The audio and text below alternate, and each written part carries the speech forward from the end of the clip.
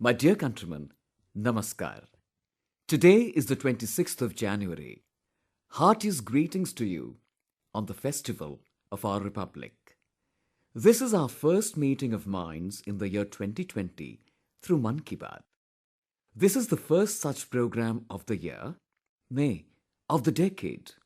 Friends, this time it came across as appropriate to change the broadcast time of Mann Ki Baat on account of the Republic Day celebrations. And that is why I am reaching out to you this evening through Mann Ki Baat, having thought of a separate time slot. Friends, every day is a new day. Weeks and months keep seeing change. Years witness transformation, except for the enthusiasm and fervour of the people of India. And of course, we are no less. We are certain to outdo ourselves. The spirit of can do is emerging as a new resolve. The sentiment of contributing positively to the country and society is gaining strength day by day. Friends, we have come together once again on the dais of Mann Ki Baat. This is to discuss newer subjects, to celebrate the latest achievements of our countrymen. In fact, to celebrate India. Mann Ki Baat has emerged as a fruitful, frank, effortless and organic platform for sharing, learning and growing together. Every month, thousands of people share their suggestions, their efforts and their experiences thereby. And through the endeavour, we get a chance to discuss some extraordinary feats by people which serve as a beacon of inspiration to society. Somebody has succeeded in doing something. Can we too achieve that? Can that particular venture be replicated to bring about a colossal transformation in the entire country? Can we establish that change into permanence, turning it into a simple, natural social habit? In a likewise quest to seek answers, the caravan of Mann Ki Baat progresses with a few appeals, some invocations, and a lot of resolves to do something. For the past many years, we would have made varied resolves, just as no to single-use plastic, buying khadi or local, sanitation and cleanliness, respect and honour for the girl child, or emphasizing on the new aspect of the less cash economy. Many a resolve such as these came into being on account of our conversations and chats through Mann Ki Baat. And you have been the ones who strengthened that. I've received a lovely letter written by Shriman Shailesh from Bihar. In fact, he no longer stays in Bihar. He says he stays in Delhi working for an NGO. Shailesh writes, Modi ji, you appeal to us on one point or the other in every episode of Mann Ki Baat. I have implemented many of them in letter and spirit. This winter, I collected warm clothes from people, going home to home and distributed them to the needy. Taking a cue from Mann Ki Baat, I have embarked upon many initiatives. But gradually, I began forgetting. Certain things started fading away. This new year, I have made a charter pertaining to Mann Ki Baat consisting of a list of all these, just the way people make resolutions at the onset of the new year. Modi ji, this is my social resolution for this new year. I feel there are many little things that can usher in a big change. Can you inscribe your autograph on this charter and arrange to send it back to me? Well, Shailesh ji, heartiest congratulations and many good wishes to you. The Mann Ki Baat Charter, in connection with your New Year resolution, is very innovative. I shall certainly send it back to you, along with my best wishes inscribed. Friends, when I was glancing through this Mann Ki Baat Charter, I was taken aback at the magnitude of its contents, a multitude of hashtags. And of course, we have striven together on myriad endeavors. There have been times when we tried to establish a stronger emotional connect with our soldiers through the campaign Sandesh to Soldiers. We've also catapulted sales of Khadi with Khadi for Nation, Khadi for Fashion. We internalized the mantra of Buy Local. Through Hum Fit to India Fit, we enhanced awareness towards fitness. We turned sanitation into a mass movement through the endeavors of My Clean India or statue cleaning. Hashtag No to Drugs. Hashtag Bharat Ki Lakshmi. Hashtag Self for Society. Hashtag Stress-free exams. Hashtag Suraksha Bandhan. Hashtag Digital economy. Hashtag Road safety. Oh, the list is endless. Shailesh ji, you must have realized after going through this Mann Ki Baat Charter that the list is indeed long. Come, let us continue this journey. Do join any cause of your choice listed in the Mann Ki Baat Charter. Using the hashtag, proudly share your contribution with one and all. Try motivating friends and family. When every Indian takes a step forward, it results in India going ahead by 130 crore steps. And that's why it is said, Charaiveti, Charaiveti, Charaiveti. Keep walking, keep marching, keep advancing. Your endeavor should revolve around that mantra. My dear countrymen, we touched upon the Mann Ki Baat Charter. The ethos of public participation, besides in the area of sanitation, is rising rapidly on another front, and that is water conservation. Quite a few extensive and innovative efforts are underway in every corner of the country for the sake of conserving water.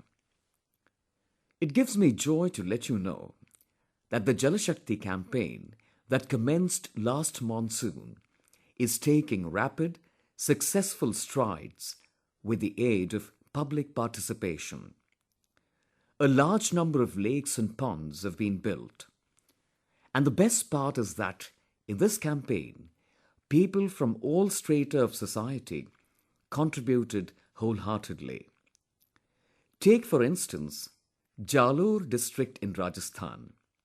There, 2 historical step wells had turned into storehouses of garbage and dirty water. But one fine day, hundreds of people from Bhadrayu and Thanawala panchayats took a resolve to rejuvenate them under the Jal Shakti campaign. Much before the rains, people immersed themselves in the task of cleaning out the accumulated filthy water, garbage and morass. For this campaign, some donated money, others their labor and sweat. As a result, these step wells have turned into their lifelines now. A similar story comes across from Barabanki in Uttar Pradesh. Here, the Sarahi Lake, spread across 43 hectares, was on the verge of breathing its last. But the villagers, through the power of their collective resolve, pumped life into it. They did not let any deterrent enter in the way of this mammoth mission. Villages joined hands, one after the other. They built a 1 meter high embankment along all the four sides of the lake. The lake now is brimming with water. The surroundings wake up to the melody of the chirping of birds. Village Suniakot along the Almora Haldwani highway in Uttarakhand has also emerged as a similar example of public participation. To tide over an acute water crisis, villagers took it upon themselves to ensure that water reached their village. There was no stopping to their resolve. People raised money among themselves. The plan was followed by a collective donation of labor, and from almost a kilometer away, a pipe was laid up to the village. A pumping station was set up. By and by, a 2-decade-old agonizing problem came to an end. Whereas, a very innovative idea of harnessing a bore well for rainwater harvesting sprung up from Tamil Nadu. The country is replete with innumerable such stories of water conservation, lending more strength to the resolves of New India. Today, the entire country is eager to hear similar accomplishments of our Jal Shakti champions. I urge you to share without fail stories, photos, and videos of such endeavors of water conservation and water harvesting undertaken by you or those around you using hashtag #JalShakti4India. My dear countrymen, and especially all my young friends, today, through the forum of Mann Ki Baat, I congratulate the government and the people of Assam for being the excellent hosts of Khelo India. Friends, on the 22nd of January, the third Khelo India Games concluded in Guwahati. These games had around 6,000 players from different states participating. You will be surprised to know that 80 records were broken during this grand sports festival. And I am proud that of these 80 records, 56 were broken by our daughters. These laurels have been recorded in the name of our daughters. I, along with all the winners, congratulate all the participants. I also thank all the people, coaches, and technical officers associated with Khelo India Games for organizing them successfully. It is very pleasant for all of us to learn that the participation of athletes in Khelo India Games is on the upsurge year after year. And this also tells you about the increasing inclination towards sports in our school children. I wish to tell all of you that in 2018, when Khelo India Games were instituted, 3,500 players took part. But in just 3 years, the number of players has increased to more than 6,000, which translates to the fact that it has almost doubled. Not only this, in just 3 years, through Khelo India Games, 3,200 gifted children have emerged on the sporting horizon. Many of these children grew up amidst dearth and poverty. The stories of the patience and determination of these children who participated in Khelo India Games, as well as their parents, will inspire every Indian. Now take the example of Purnima Mandal of Guwahati, a sanitation worker in Guwahati Municipal Corporation. But whereas her daughter Malvika showed her mettle in football, one of her sons Sujit represented Assam in Kho-Kho, while the other son Pradeep did the same in hockey. Somewhat similar is the story of Yogananthan of Tamil Nadu, which fills you with great pride. Yoganandan makes BDs in Tamil Nadu, but his daughter Purnashri won everyone's heart by bagging the gold medal in weightlifting. If I now take the name of David Beckham, you'll think whether I'm referring to the legendary international footballer. But now we also have a David Beckham amidst us, and he has won a gold medal at the Youth Games in Guwahati. That too in the 200-meter sprint event in cycling. You know, some time ago, I'd visited Andaman Nicobar Islands. There was David, a denizen of Car Nicobar, who had lost his parents while he was an infant. His uncle wanted him to become a footballer and hence had named him after the famous footballer. But young David was obsessed with cycling. He was selected under the Khelo India scheme, and today you can witness for yourself that he has created a new record in cycling. Prashant Singh Kanhaiya of Bhiwani broke his own national record in the pole vault event. Prashant, 19, hails from an agrarian family. You'll be surprised to know that Prashant used to practice pole vault on clay. After knowing this amazing fact, the sports department helped his coach to run the academy at Jawaharlal Nehru Stadium, Delhi, and today Prashant is being coached there. The never say die story of Kareena Shankta of Mumbai inspires everyone. Kareena competed in the 100-meter breaststroke event in swimming, won the gold medal in the under 17 category, and also set a new national record. However, there was a time for Kareena, a 10th standard student, when she had to forego her training due to a knee injury. But Kareena and her mother did not lose courage, and the result of that fortitude is evident in front of all of us today. I wish all the players a bright future.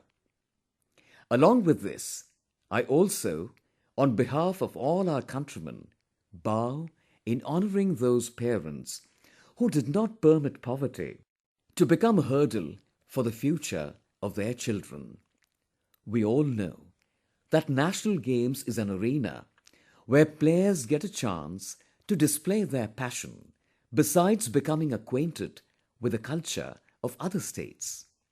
Therefore, we've decided to organize Khelo India University Games every year on the pattern of Khelo India Youth Games.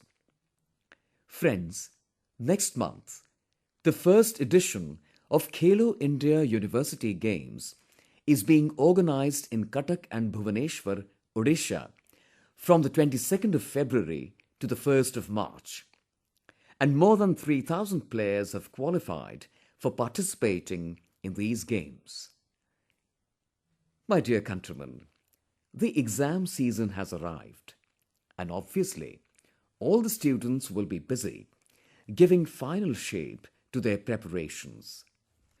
After my experience with millions of students of the country through the platform of Pariksha Pe Charcha, I can say with confidence that the youth of the country is brimming with self-confidence and is ready to face every challenge.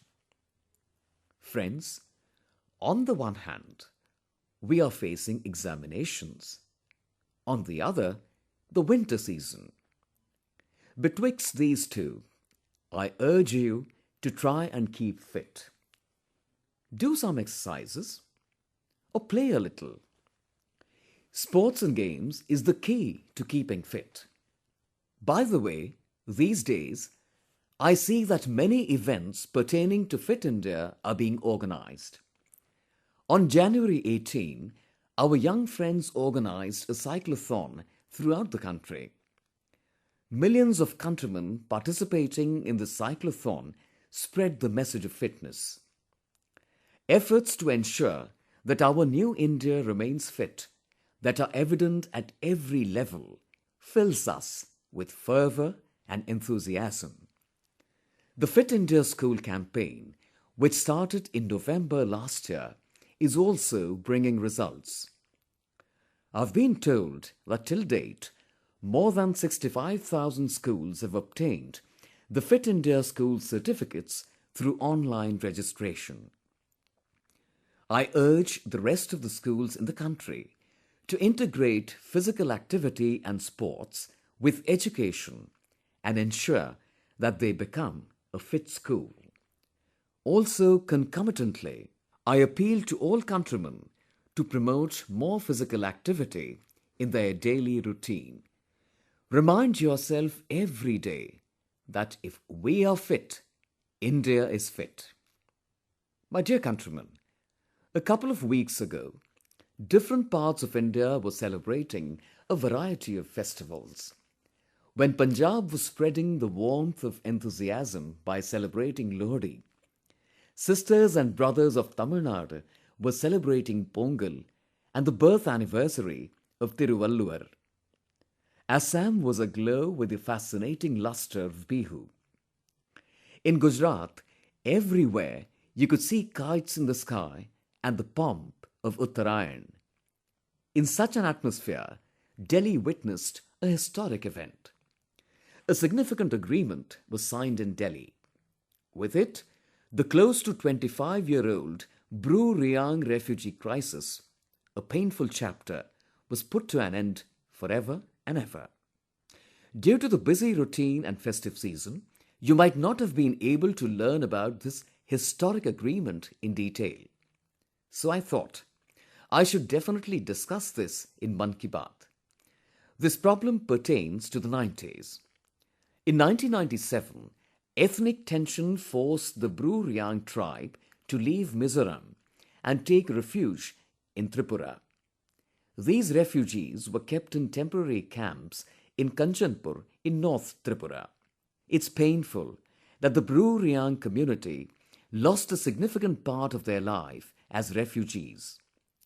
Life in camps meant that they were deprived of all basic amenities. For 23 years, no home, no land, no medical treatment for their families, no education facilities for their kids. Just imagine how difficult it must have been for them to live 23 long years in trying circumstances in camps.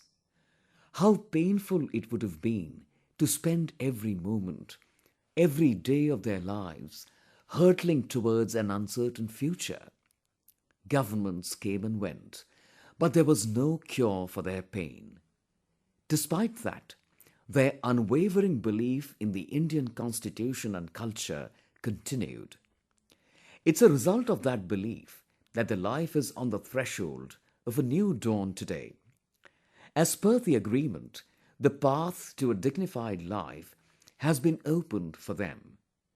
Finally, the new decade of 2020 has brought a new ray of hope in the life of the Bru-Riang community. Around 34,000 Bru refugees will be rehabilitated in Tripura.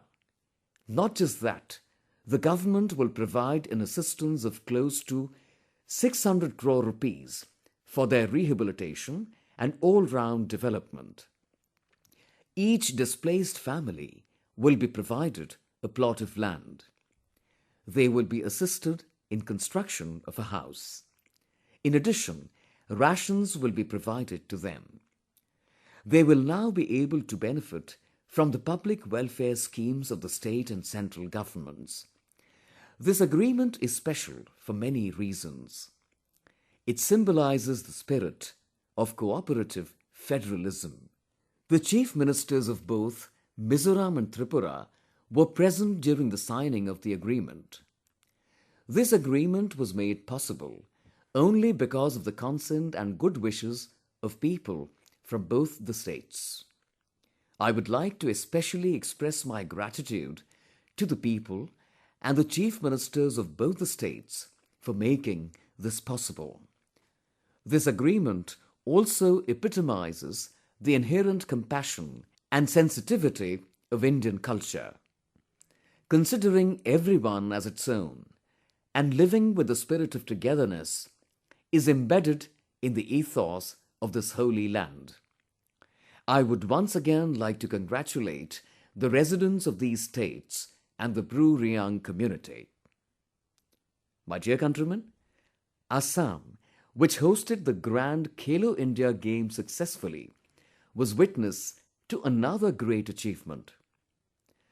You might also have seen it in the news that a few days ago, 644 militants pertaining to 8 different militant groups surrendered with their weapons. Those who had strayed towards the path of violence have expressed their faith in peace and decided to become a partner in the country's progress and return to the mainstream. Last year, in Tripura as well, more than 80 people left the path of violence and returned to the mainstream. Those who had picked up weapons thinking that violence could solve problems now firmly believe that the only way to solve any dispute is peace and togetherness. Countrymen will be thrilled to know that insurgency in the northeast has considerably reduced.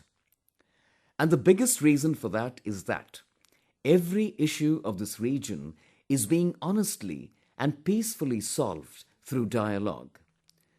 On the solemn occasion of Republic Day, I would appeal to anyone in any part of the country who is still seeking solutions to problems through violence and weapons to return to the mainstream. They should have faith in their own capabilities and the capabilities of this country to resolve issues peacefully. We live in the 21st century, that is the era of knowledge, science, and democracy. Have you ever heard of a place where life has turned better due to violence? Have you ever heard of a place where peace and goodwill have been impediments in the quest of a good life? Violence never resolves any issue. No problem in the world can be solved by creating another problem. It can only be solved by seeking an optimal solution. Come, let's together forge a new India, where every issue is resolved on a platform of peace. Solidarity should be the key to resolving every issue. And brotherhood should foil every separatist attempt to divide us. My dear countrymen, on the solemn occasion of Republic Day, it gives me great joy to tell you about Gaganyaan. The country has taken another step towards this goal. In 2022, we'll be celebrating 75 years of independence. And on that occasion, we have to fulfill the pledge to take an Indian into space through the Gaganyaan mission. The Gaganyaan mission will be a historic achievement in the field of science and technology for India in the 21st century. It will prove to be a milestone for New India. Friends, you would be aware that 4 candidates have been already selected as astronauts for this mission. All of them are pilots of the Indian Air Force. These promising youngsters symbolize India's skill, talent, ability, courage, and dreams. Our 4 friends are about to go to Russia in a few days for their training. I am confident that this would script another golden chapter in India-Russia friendship and cooperation. They'll be trained for over a year. After that, the responsibility of carrying the hopes and aspirations of the nation and soaring into space will rest on the shoulders of one of them. On the auspicious occasion of Republic Day, I congratulate these 4 youngsters and the Indian and Russian scientists and engineers associated with this mission. My dear countrymen, in March last year, a video had become the center of attention in the media and the social media.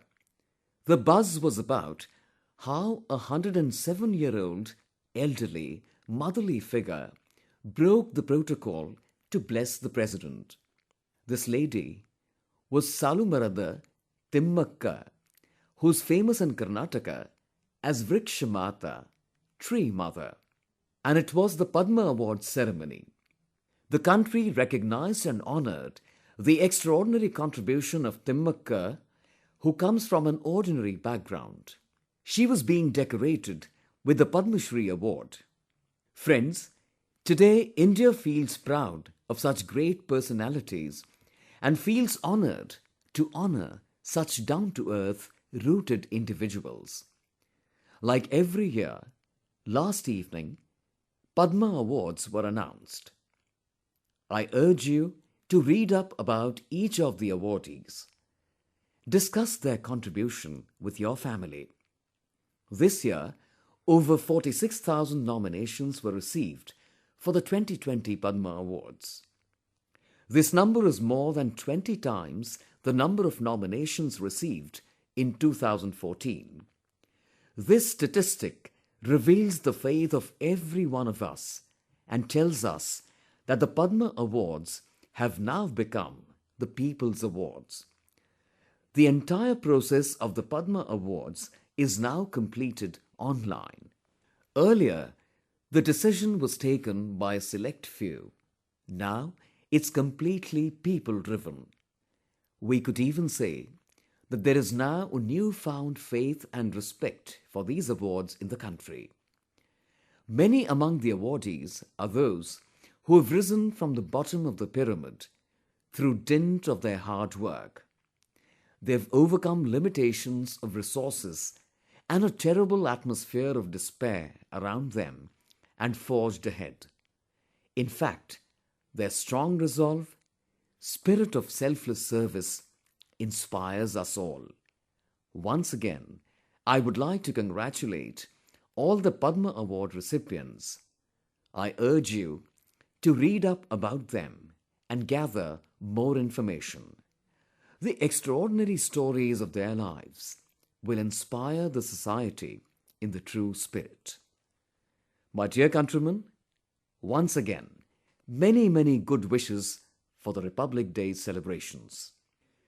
May this new decade bring new resolve and new achievements for each of you and for the country. And may India surely achieve the capabilities to fulfill the expectations that the world has from India. With this belief, come, let's start a new decade. Let's serve Mother India with a newfound resolve. Many thanks. Namaskar.